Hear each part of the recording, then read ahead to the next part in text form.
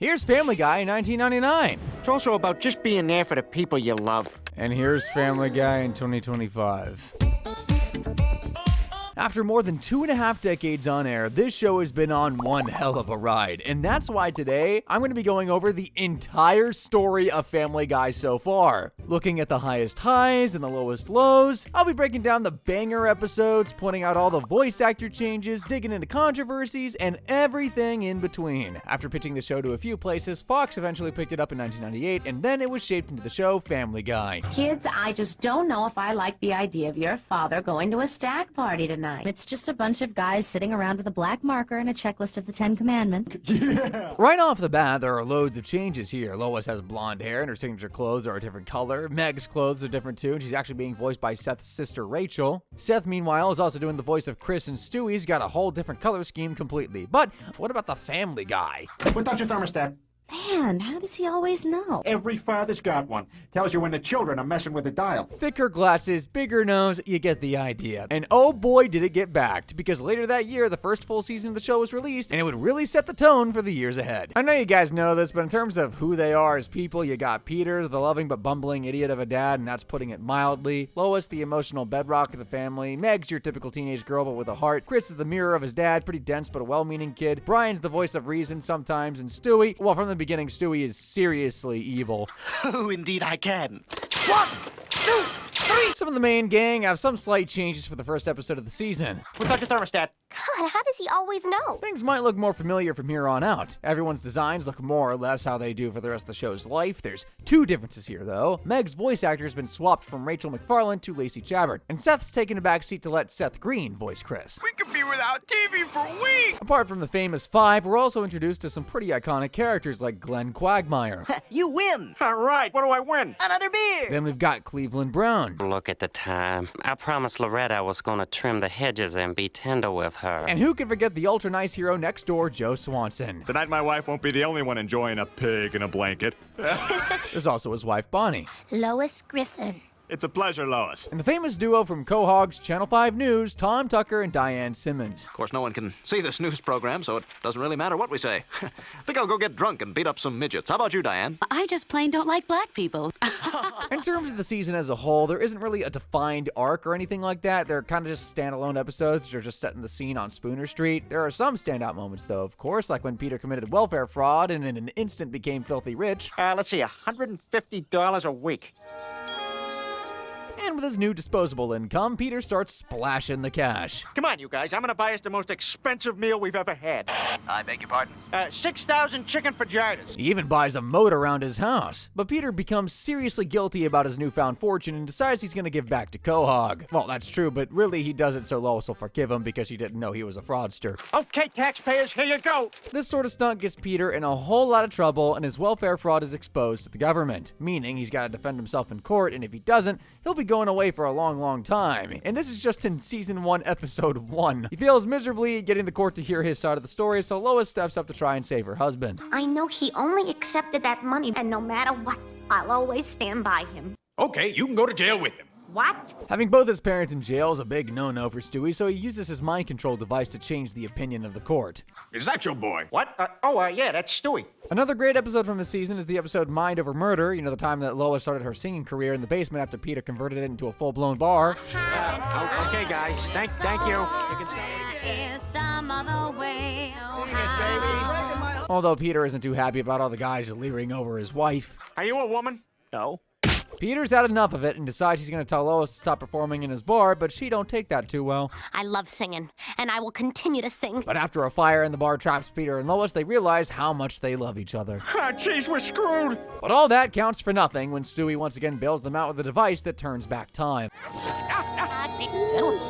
I'm begging you, just drop Chris off at his soccer game and come right home. There's still a standout episode I'd like to talk about, though, and that's Brian, Portrait of a Dog. Kicks off as Quahog is stuck in one hell of a heat wave. cave, and you'll never guess who doesn't have AC, the Griffins. Here at home, Quahog remains in the sweltering grip of a freak heat wave. Some people might find it offensive. With no real way to cool themselves down, Peter comes up with a plan to enter Brian into a local dog show to win the $500 prize to buy an AC unit. Sounds great, but Brian isn't exactly jumping for joy over the idea. Come on, Brian. All you gotta do is a few simple commands.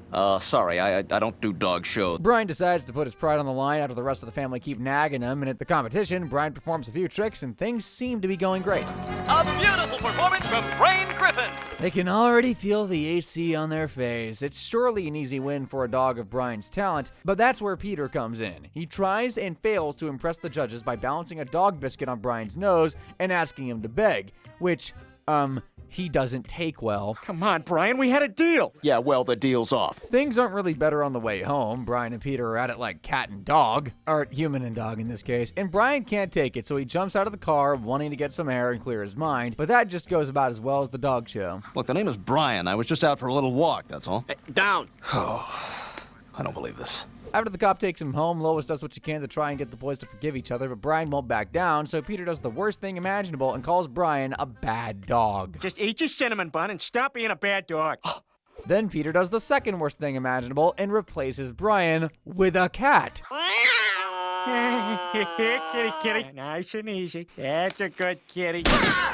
Meanwhile, Brian struggles to get by on his own. He's treated poorly by the people in town and has nowhere to stay. Can't even catch a break at the bus station. Sorry, Pooch, you gotta sleep outside. My blind guy's in the John. Back at home, Peter starts realizing how much he misses Brian, and the rest of the family aren't happy with that psycho cat. So Peter swallows his pride and sets out to find his best friend, but it might be too late. Brian looks like he's hit rock bottom. Okay, I'm a crazy animal. All right, who wants to be next? You? You? You going downtown, pal? Desperate to save him from being put down, Peter rushes to court and begs the judge to hear him out. At first, no one takes him seriously, but he makes a heartfelt speech about how much Brian means to him and the family. He's a member of our family first and a dog second. And I'm real sorry I forgot that, buddy. Sometimes we all need a second chance. To seal the deal, Peter hands the judges $20 each, and Brian is a free dog once more. He heads home with his family to their cat and AC-free house, and things are once again A-okay. I thought it'd be a neat idea to cover some of the best cutaway gags in each season, and there's some pretty good ones in Season 1. This is in no particular order, just some of my personal favorites, like the time Peter had to do the laundry himself. Hey, I'm missing another sock. Welcome to Narnia. Or the time we get to see what it'd be like if Jesus came to a pretty dead party. Okay, everybody, for my next miracle. Then you got Fox's latest hit show, Fast Animals, Slow Children. Fast animals, slow children. Oh, dang, I got honey all over my legs. Now, this next one isn't really a cutaway, but seeing how famous it is, I could hardly leave it out. Screw this, I just came over to buy some fireworks.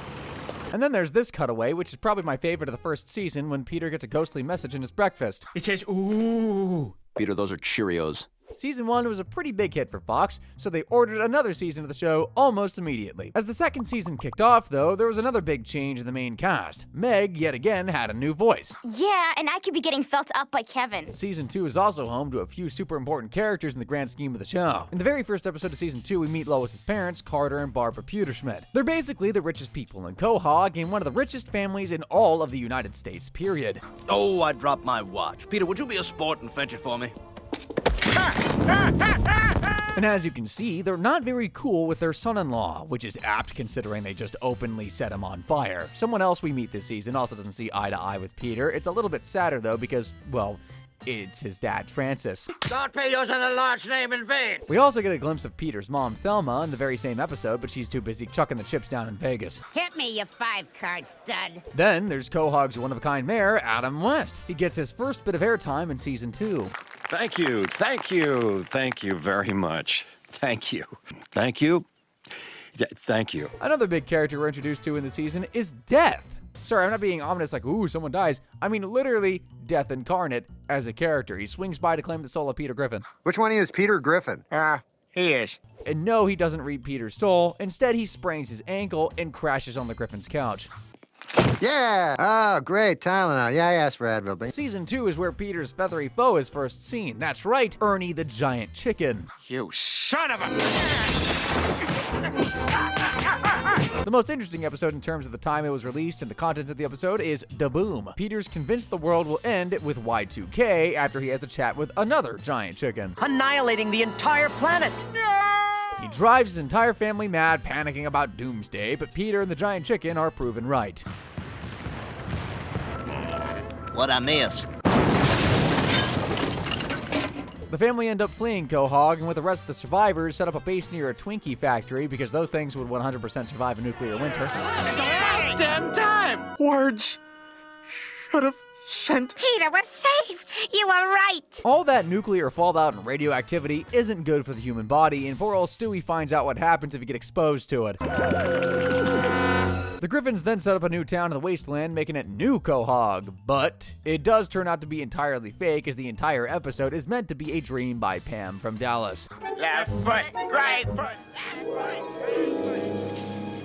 I guess you could say that one arc that starts here, but by no means ends, is Brian coming to terms with the fact that he's in love with his best friend's wife. It's best not to ask those questions. And just in case that wasn't clear enough for Bri, he's given this as a follow-up. We were talking about me being in love with you and you rejecting me, right? Yes. Honestly, Season 2 could have had an entire video dedicated just to it. So much so, I couldn't pick a standout episode this season, and instead, I just had to pick 2. Which I'm sure you'll be thrilled about, by the way. The first of which is one of my favorite episodes in the entire show, and it's the first time we probably see Brian and Stewie start to be best buds. Of course, it's Rhode to Rhode Island. We start with a flashback to Brian's childhood, a fairly fresh childhood, him in the middle of a puppy mill coming to terms with the fact that he isn't like all the other dogs when he's ripped away from his family. Hey, how's the flow today?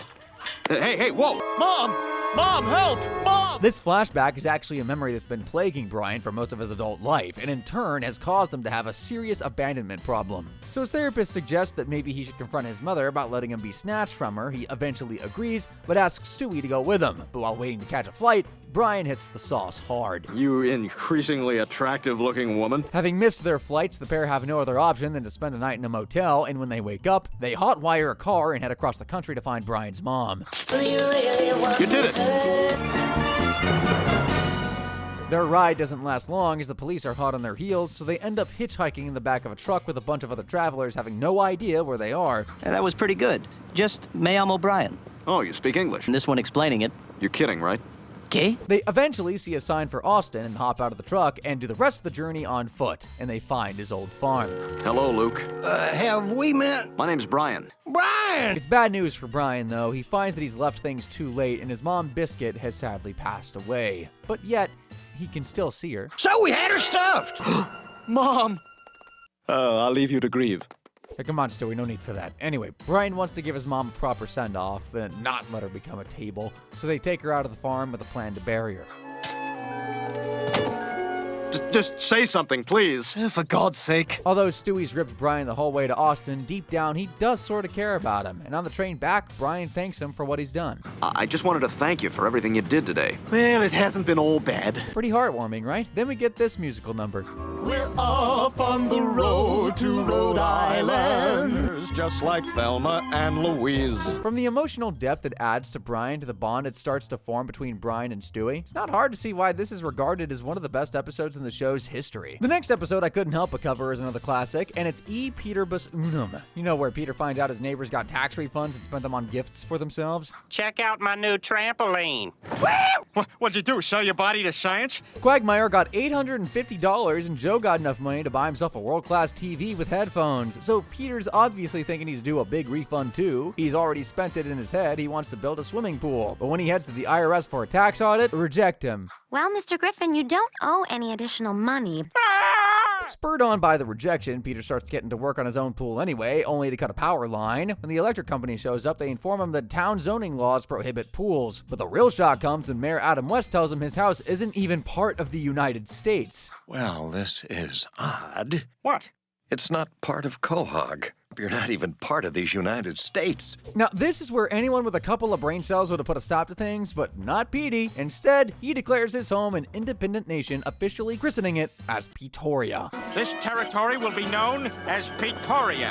Now a self-proclaimed world leader, he struts around town flaunting his power, breaking every little law he can think of. He even performs this. From lethal weapon 2, I've got diplomatic immunity. I can write graffiti, even jaywalk in the street, and touch your sister's teeth. Can't touch me.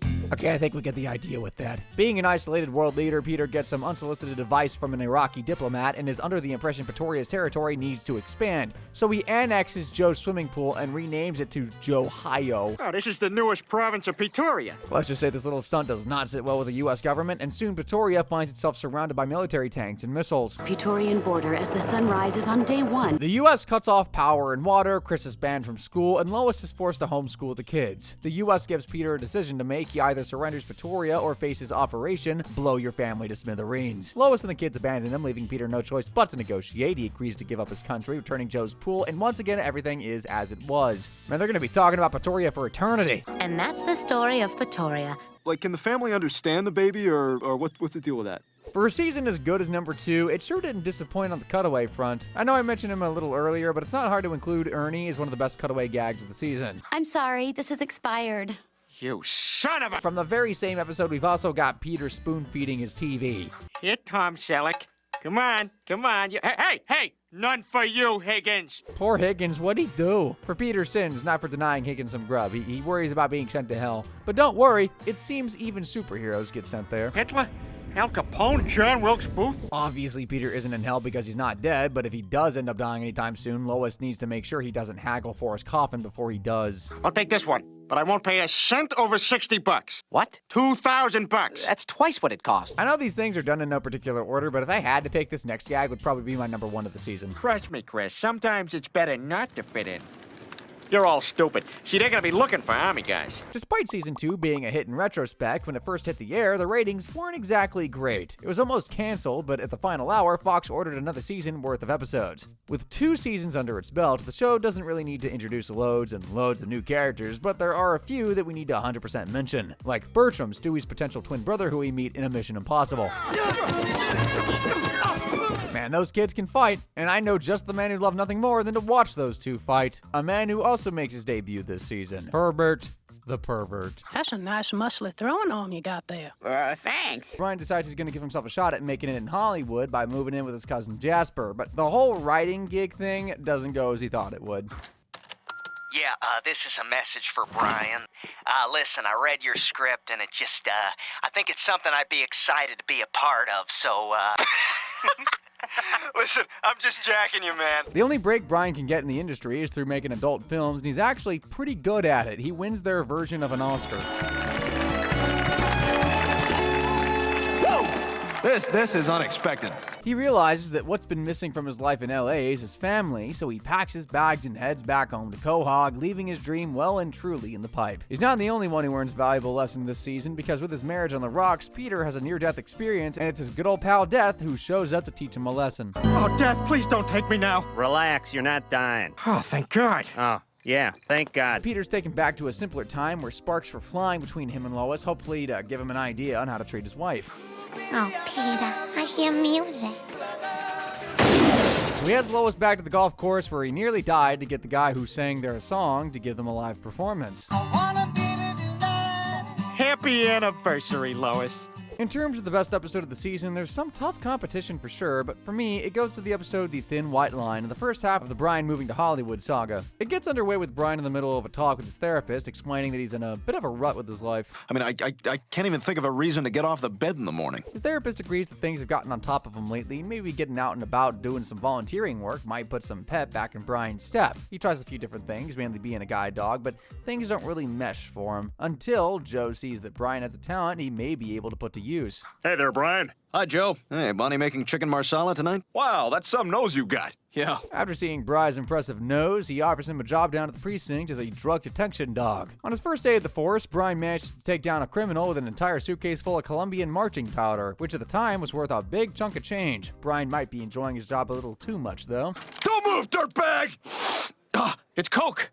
Yes! As we know, though, Brian's got a bit of an addictive personality, so his job goes from less about all drug prevention to more about drug scoring. His time on the force has left him constantly high, and the family has noticed at the point they staged an intervention. Sorry, everyone. Oh, God, I need help. They managed to get Brian to give up his habit and go into rehab. Only problem is that the family were planning to go on vacation, but that'll have to go on hold until Brian is feeling better. Well, not where Peter's concerned. He still wants a vacay, so he fakes his own addiction so he can spend more quality time in the detox detox clinic, and plus, his best friend Brian is there. I'm on vacation. Oh, and if anyone asks, I'm also on Smack. It's not long, though, before Peter's causing trouble in the clinic and forces Brian out, with the doctors telling Peter that he is the X factor in pushing Brian towards drugs. Peter signs himself out and heads home, where Brian tells the family that he's responsible for his own journey now and that he has to go it alone.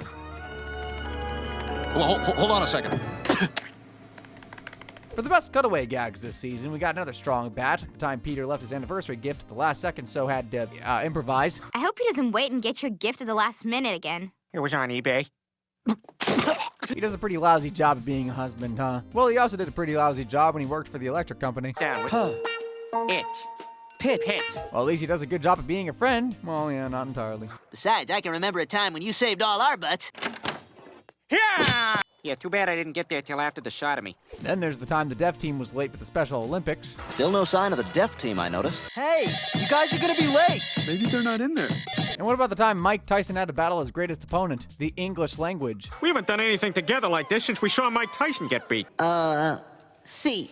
I'm sorry, that's incorrect. Sadly, though, the good run for Seth and the team soon came to an end as Fox canceled the show in 2003. Everybody, I got bad news. We've been canceled. That Fox has to make room for terrific shows like Dark Ain't Action, That 80s Show, Wonder Falls. Believe it or not, he goes on for like another minute there. Keen Eddie, The Street, American Embassy. There's no real big character intros for season 4, but we do get to hear the dulcet tones of Mr. Ollie Williams for the first time. Let's go live to Ollie Williams with the Black U Weather Report. Had one! Where is it? Inside out 2 miles away! Coming up next, a pig who refuses to eat Jews. When you think of Meg, you usually think of her as the family punching bag, and although it might have started a little earlier, season 4 is where things really ramped up for the Meg abuse. There are men breaking into our house. Dad! What is it? Is somebody downstairs?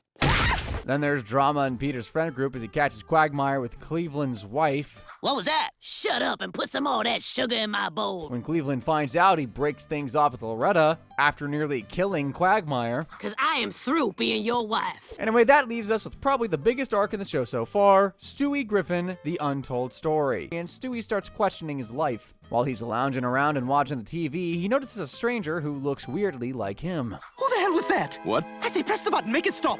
I would cast my vote for heaven. Stewie tracks this man down thinking he's his real dad, but it's far worse than that. It turns out that guy is Stewie from the future, and he's a total loser. Well, welcome to Shay's Stew. Let me introduce my roommate. The reason for Stu's life spiraling out of control is that near-death experience at the community pool, so Stewie heads back to the past to fix it.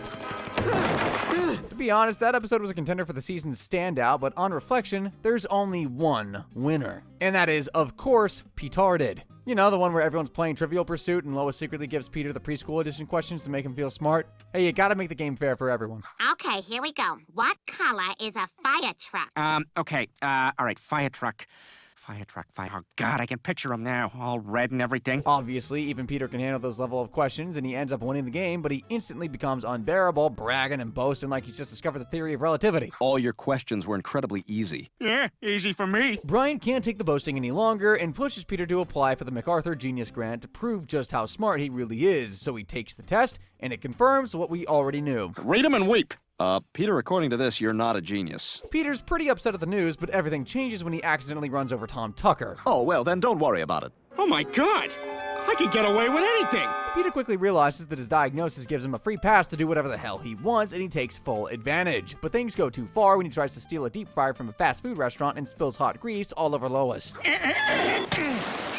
All real smooth, Peter. While Lois recovers from her third-degree burns, the CPS steps in as Peter is clearly unfit to be a single parent. He's then put on trial to prove that he can be the dad he says he can, but his spiel falls on deaf ears and barely escapes going to jail. Luckily, Lois has recovered from her burns, and the kids can come home too. Oh, I love you so much! Season 4 served up another brilliant batch of cutaways, like when Peter was a part of a barbershop quartet who delivered bad news. So I'll let these guys do it. Then there's this little cutaway that nearly cost Fox $3 million thanks to Carol Burnett not having a sense of humor, which is hilarious considering she's a comedian. Wow, you usually expect these places to be dirty. There's another cutaway from the same episode that makes this list, and it's the time Peter tried collecting his debt from a family of mice in his basement. And here's the time Peter forgot how to sit.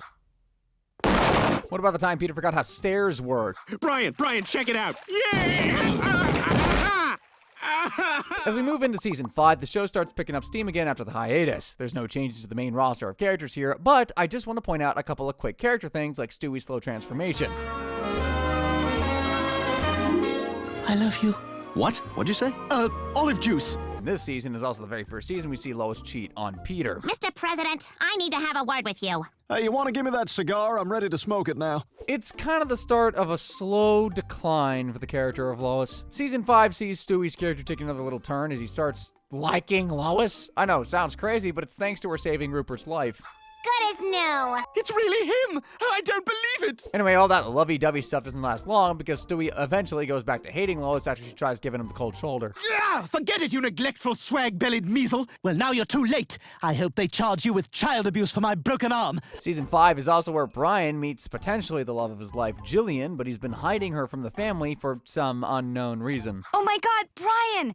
Somebody should stop him. Are her parents brother and sister? Can you please leave now? If you thought Brian being in a long-term relationship was crazy, then I raised you one Peter Griffin with a tank. Bocce balls! I bought a tank. Yep, it's the tank season. Then there's the episode where Meg falls in love with Brian, but not in a romantic way. More the sinister, I'll lock you away forever, you're mine way. And my hair. What? Part of me is inside of you, Brian. After Brian finds a shrine dedicated to him in Meg's room, he realizes he's got to put a stop to her weird obsession. We're not boyfriend and girlfriend. She still doesn't listen, though, and she ends up kidnapping Brian to have him all for herself. The police and her parents track them down and manage to save Brian, but to save Meg from becoming a twisted and warped kid, they send her over to Quagmire's house, which is a bit like sending a turkey over to a Christmas dinner. Hang on, I want to give you something. I'd find that one person who would make me whole. Now get on out of here, you little scamp. You think you know a guy. Probably the biggest bombshell of the season, though, is that sadly Francis dies, and it's revealed that he isn't actually Peter's dad. About 9 months before Peter was born, Thelma was in Ireland, and there she met a man called Mickey McFinnigan, and he is Peter's dad. But if you're asking me, I don't really see it. Let me cut you an Irish rose. Now it's that time again to crown the best episode of the season. Meet the Quagmires is the star of season 5. It gets underway as Peter listens to Quagmire big himself up over his crazy love life, and Pete starts feeling like he missed out on the fun of being single. Wishing he had the chance to experience the fun for himself, he suddenly gets an unexpected opportunity in the form of Death. Oh my God, is he dead? Oh, did you hear that? While Death is in the building, Peter asks him for a wish for him and Brian to go back to 1984 for one night so he can relive his glory days, although they don't really look glory-filled to me. While he's out and messing around, Peter screws up the future by not going on a movie date with Lois, and when he returns home, his life has been flipped upside down. Honey, you awake? Morning, sweetie. So if Lois didn't end up with Peter, who did she end up with? Hey, Lois, Peter and Molly are here. Hi, Mr. Griffin. How's it going, man? Realizing he's made a huge mistake, Peter begs Death to let him go back in time and try and fix things by stopping the moment that made Lois fall for Quagmire. He doesn't hurt Glenn or anything, he just steps up to the plate in a big way. Will you be my wife? Yes. And just like that, things are back to normal. Meet the Quagmires is also home to one of the best cutaway gags of the season, the time Peter's goldfish died. Here you go, Lieutenant Shiny Sides. You're just sleeping. You eat it later, Lieutenant Shiny Sides. There's also Thunder the racehorse. I gotta put you down. You ready to race? Huh? One of the best cutaways of the entire season is short but sweet. Sir, will you please stop staring at me? Where's the rest of you? A bit like Peter couldn't help ripping cheeks in the middle of a PTA meeting. We've had complaints about the soda machines. Is there something you'd like to say, Mr. Griffin? No. The 6th season of Family Guy doesn't have any super wild changes to the gang, but it's the debut season of the one and only Consuela. No, I have no money. No. Like the debut of the Family Guy's Star Wars parodies. Well, what do you think? Thank you. This was my brother's. He died of leukemia. How do you feel now? Remember how last season we met Jillian? Well, Brian has been dating her since then, but the embarrassment of her brain has kept him from really getting serious. But when Jillian finds out Stewie's paying half the rent, he has to come clean about how he feels. You didn't want to move in with me? Honestly, no. I've never felt so stupid. I don't want to be your guilty burden, Brian. We're through. He obviously regrets ruining things with a girl who seemingly loved him for him, but when he finally musters up the courage to put things right, it's too late. I don't know how to tell you this, but you're too late. Jillian, do you get the oxygen network? In a minute, Adam. Later in the season, things don't get much better for Bri. He has to find one of his ex-girlfriends to cheer himself up, but she drops the bombshell that they had a son together. This is Dylan. He's your son. Jerry! Jerry! Jerry! They try to have a relationship, Brian ends up abandoning them. The whole Brian loves Lois stuff is brought up again. Basically, Brian is seeing Peter being a lousy husband and knows he can do better if he was given a shot, so he uses Lois's anger toward Peter to spend more time with her. After spending all that quality time together, Brian can't control himself, and the next time they're alone together, he does this. Oh my God, Brian, now! I know you're married to Peter, but I love you and I can't stand it anymore. And let's just say when Peter finds out, he ain't too happy.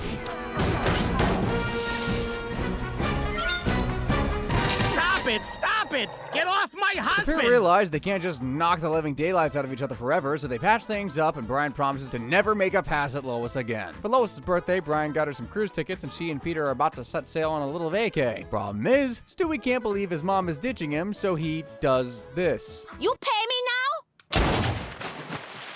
That's how it happened. And that Lois was no saint either. Got gypped. I mean, he's been saying he's wanted her dead for nearly a decade. It's not that surprising. Anyway, with Lois gone, Peter lets slip that her life insurance paid out, and people start becoming suspicious of him, to the point that a full-blown murder trial starts up. He looks completely guilty, and he's a second or two away from going to jail, but then someone important enters the courtroom. Lois! You're alive! Let's just say she hasn't forgotten who tried to kill her. Do you remember who it was? It was Stewie. Following straight on from where we left off, Lois tries to explain how she survived and how Stewie could have possibly been the person who pulled the trigger. But whilst she's been telling her tale, Stewie's made a break for it, and when the Griffins head home, he's waiting for them. It's all out in the open now, isn't it? How long you been all messed up and evil like this? Stewie then ties up his family while he figures out his next course of action, which ends up being him forcing Brian to take him to the CIA headquarters so he can hack into the CIA supercomputer and gain control of the world's power grid. Oh, and we get this little surprise too. What? It's Stan. Anyway, I'd drop the gun if I were you. Stewie then threatens to shut off electricity across the planet, and they have no choice but to give in and watch as he becomes the new president of the world. Back in Quahog, Lois has finally had enough. She knows she's the only one who can stop him, so she arms herself with weapons from Stewie's own arsenal and sets off to take him down, and boy does she. Even though she's clearly a force to be reckoned with, Lois is still a mom at the end of the day, and she just can't go through with hurting her baby. Stewie, on the other hand, has no issue with pulling the trigger, and he's not the only one. It's just been revoked. So is that the end of Stewie? Not quite, because it turns out the last two episodes have been pretty much taken place inside of Stewie's virtual reality chamber. We got a postcard from Peter and Lois on the cruise. As for the cutaway gags this season, some of my favorite ones are when Peter was a grocery shopper for Jackie Harry. A desk of Cheez-Its. Mary. Okay, you stay right here, big funny gal. A hammock of cake. Another classic from the same episode is when Cleveland poked a metafinger at the show's cutaway structure, so like, I couldn't not include it. I hate shows that cut away from the story for some. You know how Lois survived and Lois kills Stewie? Well, it was because she was saved by a merman, and let's just say this guy's a little pushy. Like if you had a man's body and fish legs. See, there you go. I just poked a huge hole in your logic. Ah, damn it! Again from the same episode, when Stewie shuts down the main power grid, we head over to Tom Cruise's mansion. I love you, Katie. I'd like you guys to cast your mind back a couple seasons. Do you remember when Cleveland found out that his wife Loretta was cheating on him with Quagmire? Well, as you know, they split up. But in season 7, Loretta comes back crawling for another chance. I love you, Cleveland. I promise I'll never betray you again. I'm sorry for hurting you. Cleveland thinks long and hard about what his ex-wife says, but after he weighs things up, he comes to the only sensible solution. We leave certain parts of our lives in the past for a reason. What you and I had was a wonderful thing. Our time is over. You see, this entire time, Cleveland's also been dating another girl, who's also been dating Brian. So he's got another girl in the pipeline. Or so he thinks, because a certain someone has a thing for his new fling too. Curling? Quagmire? There are a few more things I wanted to touch on from this season before we get to the standout episode, like this is the season Peter finds his favorite record of all time. Have you not heard? It was my understanding that everyone had heard. Then we have the episode where Brian and Stewie go back in time to save Mort Goldman from the horrors of World War II. They save him, but not without playing a bit of dress-up. Damn it, will you two just get in the time machine? We also see Brian getting replaced for a younger model in season 7, as the family are worried that old Brian is getting too old, and yeah, calling old Brian means they got a new dog. I'd like to introduce new Brian. But he doesn't last long in the Griffin house because he does the worst thing imaginable to Stewie. He humps Rupert. I wouldn't want to be that dog right about now. And do you guys remember way back in season 1, I introduced Bonnie as Joe's pregnant wife? Well, for the last 6 seasons, she stayed that way until this one. Bonnie and Joe finally welcome a baby girl into Spooner Street. Here's your baby. She sure is, Joe. It's hard to believe she's already 18. Stewie isn't the only baby in his neighborhood now. Well, actually, I bet he wishes he was, because little Susie Swanson is no pushover, and we see that in the standout episode of the season, Steroids. At one of Joe's shindigs, Stewie and Susie get into a little fight, and surprisingly, it's Susie who comes out on top. All right, let's try that one again. Embarrassed that his own son got beaten up by a baby girl, Peter decides Stewie needs to toughen up, so he takes him to the Quahog boxing gym to make him a man, and while there, one of the members gives Peter some steroids to help Stewie bulk up. Here, Stewie, try this. Yeah! Suddenly I'm full of energy. Father of the year over here. But if we park any parenting choices for a sec, the stuff does actually work, and Stewie starts becoming seriously ripped. They carry blood all over my body. Being that shredded doesn't last long for Stewie. He stops taking the roids, and his body deflates, leaving him with loose, sagging skin. Your steroids have worn off. You're weak like everyone else. Meanwhile at school, Connie D'Amico's dated and dumped every popular guy, so she decides to switch things up and go out with Chris. Why? Well, her idea is to build Chris up and then smash his self-esteem. Not sure why she'd want to be so cruel, but yeah. This idea deflates faster than Stewie's biceps, though, as Chris is a genuine sweetheart to her, to the point she decides to stay with him. Griffamano! Wow, the jocks have never said hello to me before. Sadly, though, if you give a guy like Chris an inch, he'll take a mile. He gets full of himself, starts cheating on Connie, so she teams up with Meg, who's also annoyed with Chris for ditching her now that he's popular. So they get revenge by sending this video of Chris around the school. Be warned, you may want to invest in a pair of new eyeballs after this. Can't say I didn't warn ya. It's cutaway time again, and we got an interesting cutaway to kick things off because it's just a 3-minute song. Ladies and gentlemen, Mr. Conway Twitty. I see the sparkling. On a darker note, in the same episode, we also have a cutaway explaining how Peter and Lois lost their 4th child. It's just so horrible.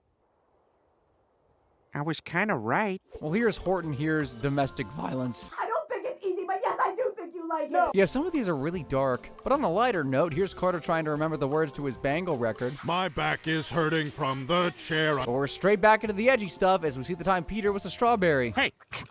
Hey, get out of here! Hey! We got our first big change to the main cast for a while, as Season 8 is the season where Cleveland says goodbye to Quahog and says hello to Stoolbend.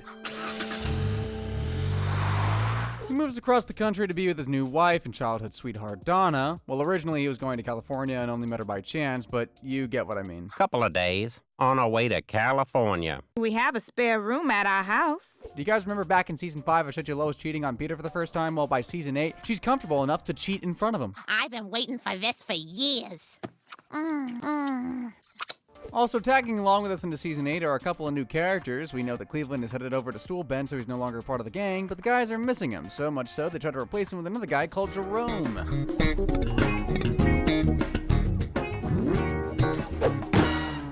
We got us a black man. He's not really as close to the guys as Cleveland was, but you might see him here and there. Another character we're introduced to this season is Quagmire's dad, Dan. Look at this, Dad. All these people came out just to honor you. Quagmire's dad has also come to terms that they're a woman trapped in a man's body, so much so that they officially transition. I'm walking on sunshine. Mainly, this is the time we get confirmation that Quagmire doesn't like Brian, or at least the time Brian finds out. Quagmire hates me? Hates you. Like people who never shut up about their kids. He tries to double down on the idea that Quagmire just doesn't know him well enough, so Brian tries sucking up to Glenn to get him on his side. Spoiler alert, it doesn't work. You constantly hit on your best friend's wife, and to add insult to injury, you defecate all over his yard. Oh yeah, he hates Brian, but he could hate him some more. I know I gave her an intro just a second ago, but you know Quagmire's dad? Well, a little later in this season, Brian sleeps with her. We are in a hotel, and I'm in room 406. When Quagmire finds out, he is not a happy bunny.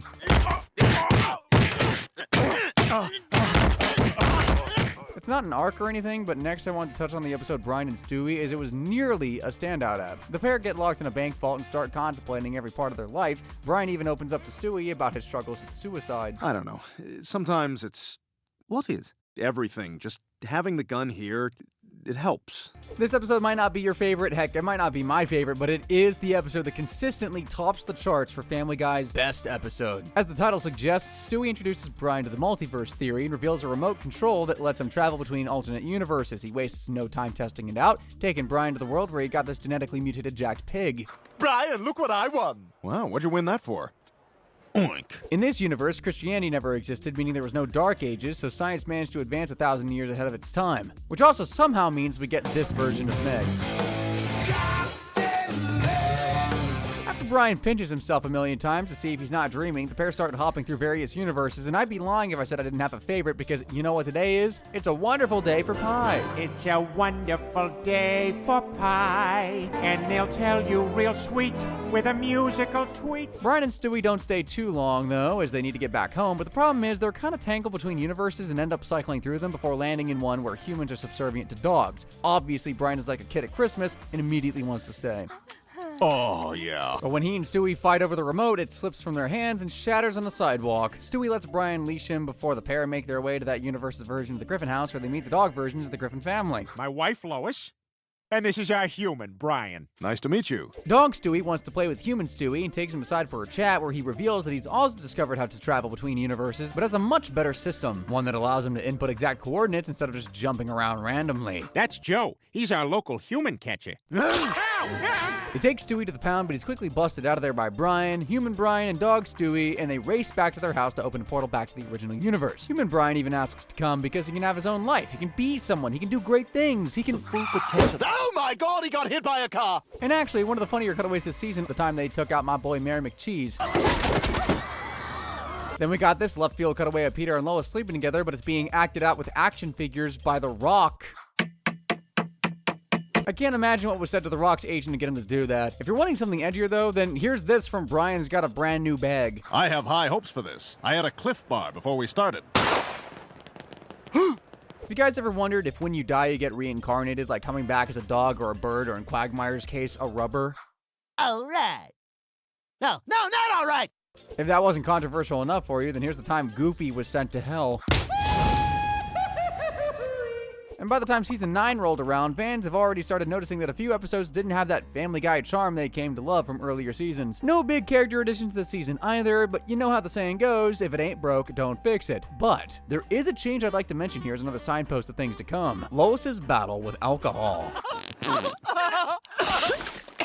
But back to keeping things light now, as we've come on to one of the best moments of the season. It's another Brian and Stewie adventure, but this time they head to the North Pole to find Santa, and he ain't doing too hot. Doctor, you've got to do something for him. It's Christmas Eve. He can't keep this pace up anymore. Well, then who's going to deliver all the presents? So to save Santa and Christmas, Stewie and Brian take reins and try to do his job for him, which goes about as well as you'd expect. It's kind of a funny story. The whole thing is just too big a job for the guys, so they fail at delivering presents to anyone. People of the world skip this Christmas and agree to have one present a year so it doesn't kill Santa. And you know what? It all works out just fine. Another highlight of the season is Peter's addiction to Red Bull, to the point Lois bans it and he creates a concoction that nearly kills him. Peter, that drink will kill you. See, Brian? I feel great. Luckily, Brian doesn't have to die, because just before they're about to go under for surgery, Dr. Hartman gives up one of his kidneys so Peter and Brian can live. Well, you see, Mrs. Griffin, I found another donor for your husband. Oh! Me. What? And I'm willing to give up one of my kidneys. Sadly, someone in Peter's family does die this season, sort of. His sperm donor's son, Bertram, tries to wipe Stewie from existence, but he ends up getting this for his troubles. Mine's Arrowhead. The best episode for this season is another big one, and it's actually the episode that Seth MacFarlane has been on record saying is the one he's most proud of. And then there were fewer. Peter gets an invitation to a fancy dinner party thrown in his honor by an unknown host, and he decides to bring the whole family, and when they arrive, they realize they aren't the only ones invited. Wow, it looks like the whole town got invited. Their host is soon revealed to be none other than James Woods. Like, the James Woods. He tells them he's become a born-again Christian and wants to make amends for all the wrong he's done to them. Everyone's pretty skeptical, but before they can question him, this happens. The group obviously panics and immediately suspects Woods, but before they can escape, a tree falls and blocks their only way off the island. They take Woods to the crime scene only to find that Stephanie's body is mysteriously vanished, but as the lights flicker, they're about to find that James Woods is innocent. I didn't kill anybody! Is this what black people see all the time? Look! The group begins searching for clues. They find a gun that was rigged to go off at a certain time and was meant to kill Woods, but it accidentally shot Stephanie instead. They then accidentally stumble on James's secret study where his diary is kept hidden. So he could make amends. No, he punched me in the throat. Just as they start piecing things together, the lights go out again, and when they come back on, Muriel Goldman is missing. The group assumes she must be the murderer and splits up to find her, but just like Mr. Woods, they're gonna find that she's innocent too. Oh my God! The kill count rising, the group decides to stick together and agrees that whoever leaves them must be the killer. And with James Woods' girlfriend Priscilla going MIA, everyone's starting to think that she's the one who's behind all this. But while searching their rooms, they find the bloody award hidden under Tom Tucker's bed, along with a surprise in his ceiling vent. How could Diane know that she was going to be doing the news anchor stuff alone? Did she know Tom's the killer? Nah, Diane's the killer herself. You're the killer! You shouldn't have stopped to say hi to me. Diane confesses that she paid Priscilla to convince Woods to turn over a new leaf so she could lure him into the mansion and frame Tom for his murder. When the plan went wrong and Stephanie was killed by accident, Diane had to start covering her tracks, and Lois is next on the list. Diane, please. Please don't do this. Just as Lois looks like a complete goner, her guardian angel steps up to save her. Because if he can't kill her, no one can. You know who I'm talking about. If anybody's gonna take that down, it's gonna be me. Yep, a good old-fashioned feature-length whodunit. There's also a few cutaway gags this season you should be proud of, like one of the most famous ones of all time, Diabeto. Mama, may I have cookie? Roll back to kitchen. Oh. Another classic cutaway is Brian battling with his reflection and Peter's battling with his. Hey, get out of here! This is my house! Did you do this? The Lois poured them all out on the front lawn. Official flower business.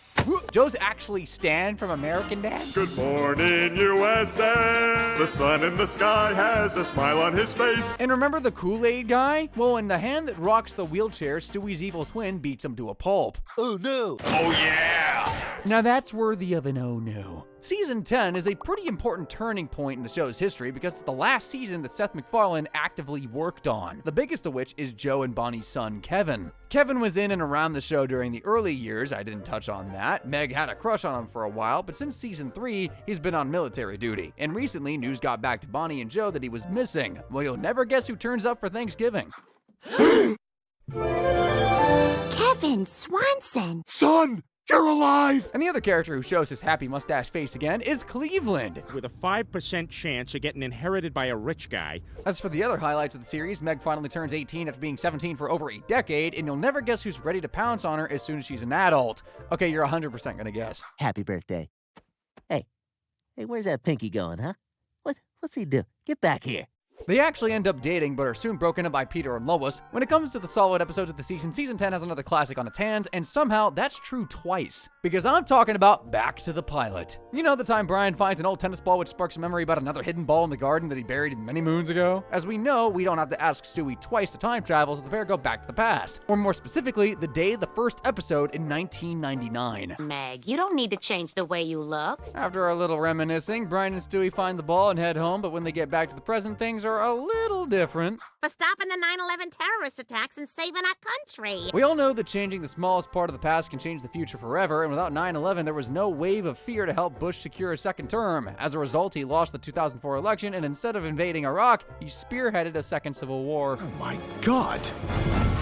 Determined to fix everything, they go back in time again to stop Brian from telling his past self to stop 9/11. Man, imagine being the dudes who made 9/11 happen. For a second time. Anyway, it seems to have worked, but Brian clearly did not learn his lesson. Well, laundry 'em, insert 'em, huh? We've got to go back and do this again. They have no other choice than to keep going back to 1999 and convince their former selves to not do the thing that changed the future. Only problem with that is, there's a lot of changes. Hold it! Wait! No! Hold it! Stop! The situation spirals into chaos until our main Stewie snaps and yells at everyone to get back into their individual return pads and go back to their own time periods immediately. Once everyone hightails it out of there, Stewie has one last fail-safe plan. Get the back in your time machine! Look, just calm down. But because they sent their original selves packing, that means their timeline of chaos never happened, so that version of Brian and Stewie vanished from existence. Is it gonna hurt? Just a little. Ow. Although it does seem that there are a few timey-wimey wires crossed still. Sorry, guys, I'm gonna need the couch. If Peter had a business, what could you see him doing? Irashaimase! Although he is a big fan of seafood, you've only got to ask a certain Iraq lobster to find that out. Don't boil me! Iraq lobster! Legs that go all the way up Griffin. Why, yes, they do! Quagmire knows he's a sleazy innuendo dropper, but all he's got to go off of are his clothes. So who else but shirt pants? Who else but shirt pants? He's shirt pants, shirt pants. All I know for sure is I'm wearing a shirt and pants. A lot of fans pinpoint season 11 as the season Family Guy jumped the shark, which basically means it got bad. And we actually have a fairly big retcon in this season in terms of a character. They rewrote Joe's origin story. Originally, he was written as a hero that got accidentally paralyzed while on the job, but now it's been changed to this. Then get ready to spend the rest of your life as a lame... Basically, he was a super bad undercover cop and got himself paralyzed due to him sucking at his job. The show also came under fire this season for the episode Turban Cowboy. It's essentially about Peter joining an undercover terrorist cell. I told you, look at him. Now, obviously, Peter was driving a car with this one, but a few people online started editing the terrorist part of the episode with the Boston part, so you've seen the Boston bit, but imagine if this came right before it. After that mess of an episode, there's still something to celebrate with season 11, namely the episode Yug Yim Laugh. It's another time travel caper. Basically, Brian's been misusing Stewie's time machine to score points with all the women he's tried to sleep with. Where are we? Ford's Theater, April 14th, 1865. He keeps reusing it over and over and over again until the tech can't take it and breaks. Brian, what the hell are you doing in here? That big beam of light you just seen is pretty serious. When the time machine broke, it also broke time. Now, instead of things traveling forwards, everything is going backwards.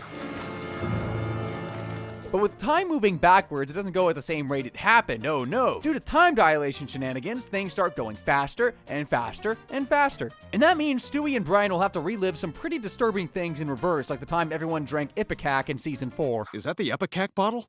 Oh no. It's not gonna be coming out of us. It's gonna be going... What the hell? With time going backwards so quickly, Stewie races to try and fix his time machine before he has to be, well, unborn. But before he can add the finishing touches, his unbirth begins and his life is left in Brian's paws. Brian, help! It's up to you!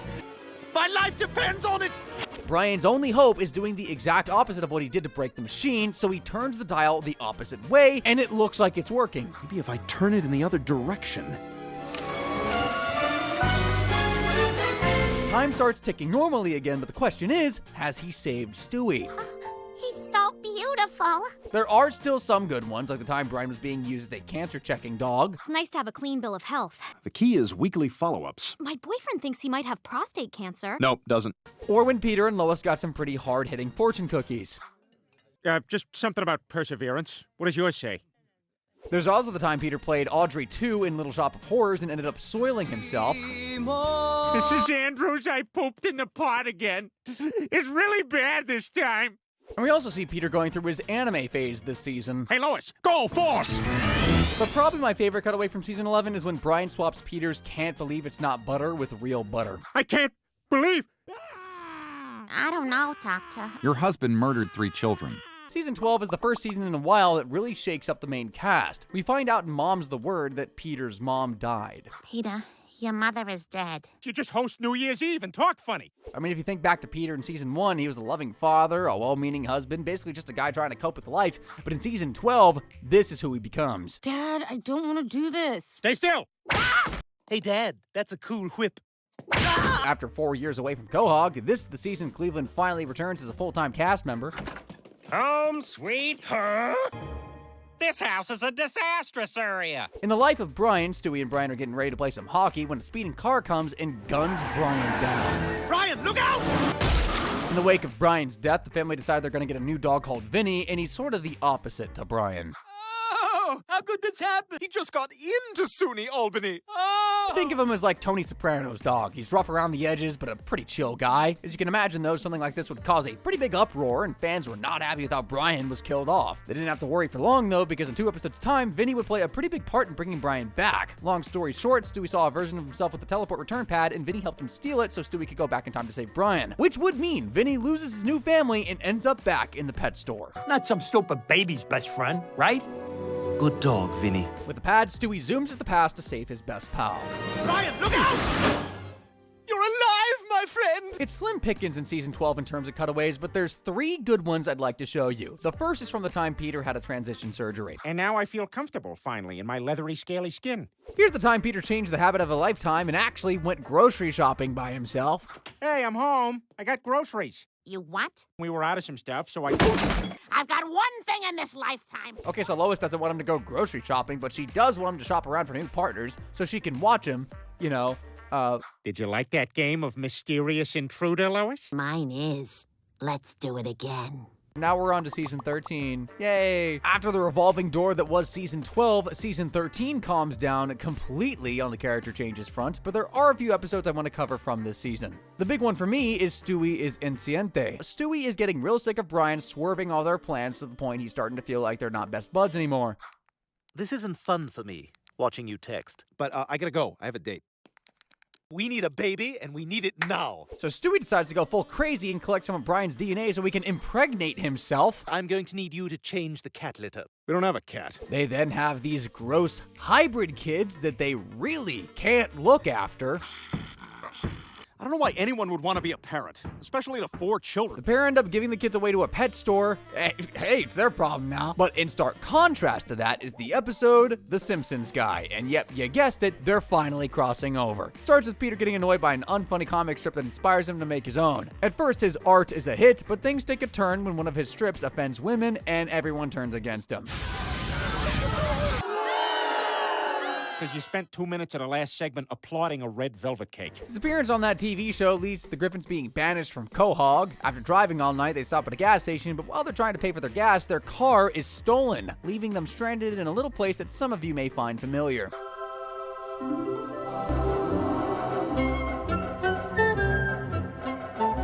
As they wander through town, they take in the sights, trying to figure out their next move. Peter heads to the police station to report the theft. Rookie mistake asking Chief Wiggum for help. Hungry and out of money, they stop by the Quickie Mart where Apu suggests they try a donut, and right on cue, if you hear the word donut, there's only one man who can follow it. I'll pay for their donuts. He pays for their sweet treats and takes them back to Evergreen Terrace. The Simpsons take the Griffins in until things settle down. Bart introduces Stewie and Brian to his so-called weapons closet, which consists of only a slingshot, and Stewie tries his hand at one of Bart's famous prank calls. Your sister's being... As the guys swap job stories, Peter impresses Homer with his brewery gig, and Homer promises him to help track down his stolen car. They try to recover the car by attracting stolen cars with a free car wash, and it's as strange as you'd imagine it to be.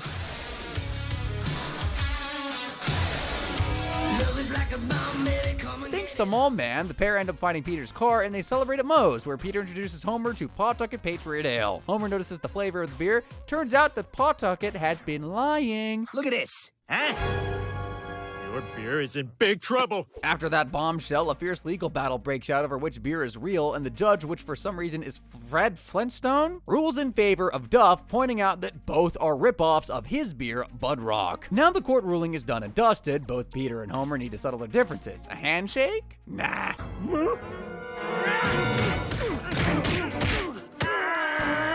Their fight continues until they both fall into the nuclear reactor, where they gain superpowers and continue their fight, eventually crashing into Kang and Kodo's spaceship. We went to summer camp together. As what's left of the UFO plummets back to Earth, the pair lose their powers and land in Springfield Gorge. Their final punches nearly finish each other off, but it's not long before they realize that the world might not need Homer Simpson and Peter Griffin on the same show, but the world needs Homer Simpson and Peter Griffin in their own way. I respect you. You too. With a pile of garbage between us. Back in Quahog, the family finds that everything is blown over and that things are back to normal. Season 14 is in the same boat when it comes to no big changes on the main cast front, but there's a little bit of a shakeup with Peter as we find out he has a sister. Her name's Karen, and let's just say there's a good reason why he hasn't mentioned her much before. Welcome to our... Bring it in, PP! As well as the whole Karen drama, there's more where that came from on Spooner Street as Bonnie ends up cheating on Joe with Brian.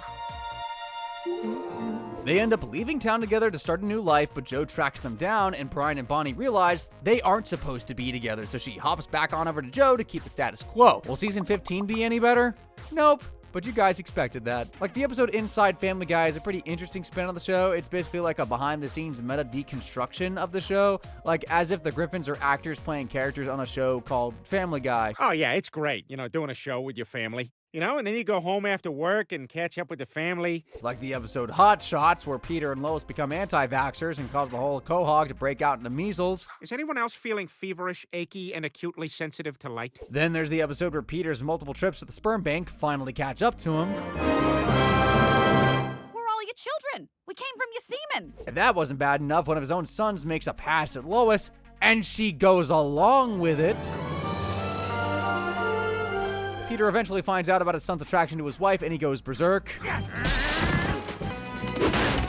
He gets his keister kicked bad, to the point that Lois is the one that has to bail him out, smashing the potted plant over Larry's head. She kicks Larry to the curb, and Peter learns his lesson to not make any more donations to the bank. Instead, he just deposits his stuff right down the bathroom sink.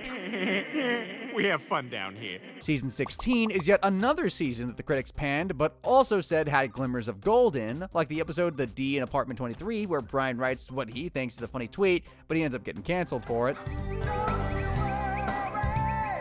Things get really bad for Bri to the point that he has to move out of town.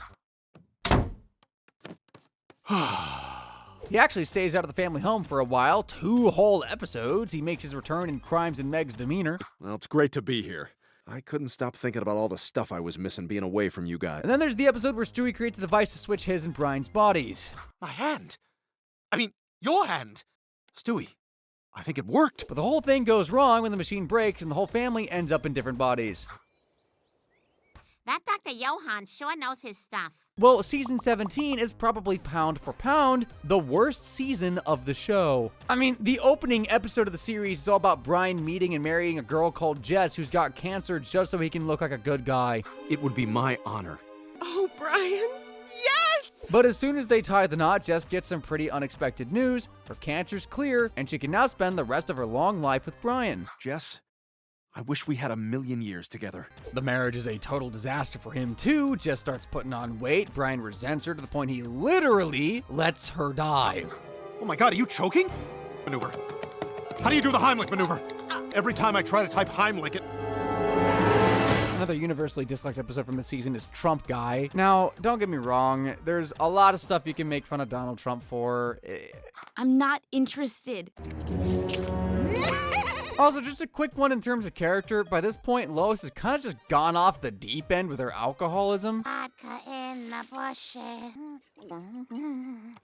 She's basically a full-blown wine mom from here on out who uses alcohol to cope with her life, which when you're married to Peter, can you really blame her? Another particularly hated episode from this season is Bri Robot, where Stewie makes Brian a robot clone to protect his legacy, but Brian has other ideas what to use it for.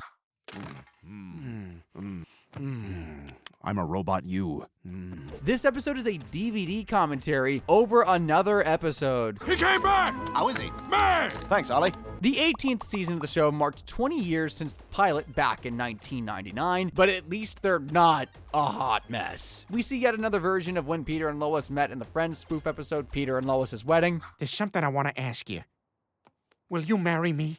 I'm already engaged to Tom Tucker. Then with Disney taking over the network, Family Guy did another episode parodying how Disney tends to reboot everything by rebooting Family Guy itself. Morning, Lois. Hey, girl. Just adopting and pucker kissing. They still had 1 or 2 good ideas left for season 19, and a whole heap of bad ones. Can't forget that in a hurry. Instead, the town has a new mayor, and he's Adam's cousin, Wild West. And I'm here to throw my hat in the ring to be your next mayor. So he ends up winning and becoming Quahog's mayor full time. We also get to see Peter come face to face with Ernie again this season, only in a much sadder light. I'm dying, Peter. Let me close your privacy curtains to make you more comfortable. Ernie takes a turn for the worst and looks like a goner, but Peter knows a thing or two about this giant chicken, and he thinks he can beat him back to life. But why did Peter save him? Surely you just let your arch nemesis die. I'll be solely responsible for all the destruction we've caused over the years. You can give him his medicine now, Dr. Hartman. Basically, Stewie builds a Terminator version of his dad to kill Lois, which you gotta admit sounds like the setup to a classic episode. Peter, where are your clothes? I need your gun. No problem, evil-looking Peter. Just as a little side thing, around this time in the show's story, Quagmire started to be a little less on the giggity train. Like, if you remember him from earlier in the show's history, he'd want to sleep with anything with a pulse, and the show makes fun of that in this episode. Anyway, back to your regular Terminator programming. There's a problem, and it's that Terminator Peter goes rogue, and instead of taking out Lois, it wants to take out Stewie. Okay, Terminator, kill Lois. What are you doing? She's in the kitchen. Stewie and Brian manage to escape the murderous Peter by running to the future, hoping to find Stewie's future self who will shed some light on why his robot's trying to kill him. I've come because my Terminator robot just tried to kill me. Turns out the whole thing started due to an Instagram comment that made Brian and Stewie fall out, and Brian programmed the Terminator to go back and kill Stewie in the past. To stop the pair from ever getting to that future, our Brian and Stewie race back to the past to prove they're gonna be friends no matter what, even if it means doing this to prove it. Yeah, that's what all good friends do. Stewie's been trying to do that for like 12 years. Season 20 at least wasn't just gonna be the same old, because going into it, Fox released a statement that Mike Henry was gonna be stepping back from the voice of Cleveland. And I'm sorry I've been such a jerk. I can't believe we let a silly table come between our friendship. There really isn't much going on story-wise in Season 20, but we do get to see a noir-style investigation episode about Meg going missing. So, will you take the case? My rent was $2 a month and I still owed 50 cents on my car. And then there's the episode where Quagmire asks Brian to put their differences aside so he can impress a girl he's dating. Would you pretend to be my dog? Oh, well, well, well. Well, well, well. Can't blame Brian for gloating, but he reluctantly agrees to be Quagmire's dog. This is Harvey, because you can see his balls when he answers the door. Season 20 also gives us this nightmare fuel and serves as a stark reminder of how Lois has fallen in terms of being a good mom. Wait, what's happening? No. The 21st season of the show isn't as boring and formulaic as the last. Hello, Clarice. But then there's the Manchurian Candidate, where Lois entices Peter into fulfilling her by using the theme of a certain TV show, but it's any time he hears the theme, he'll head for the nearest person, and guess who watches that exact show? Babs.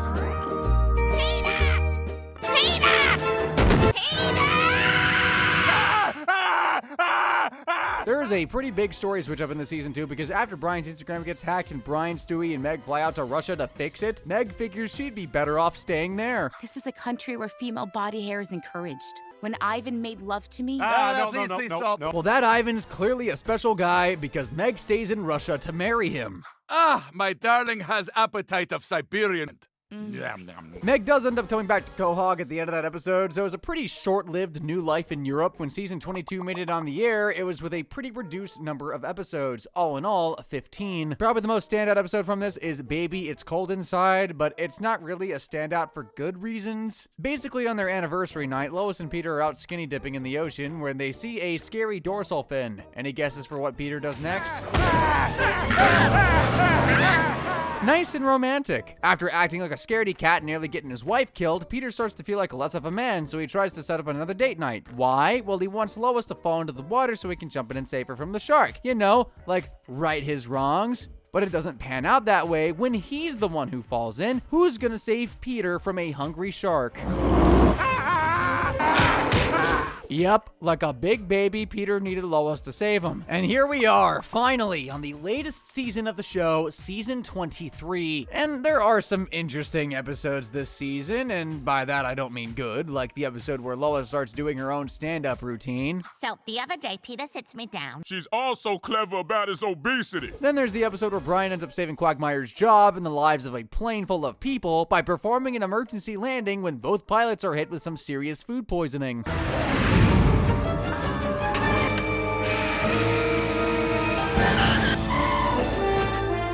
You've got to remember, though, at this point in the show, Quagmire is a changed man. I know I touched on it a couple seasons ago, but if he can change his views on women, surely he can change his views on Brian. Was that a good purr? Ow!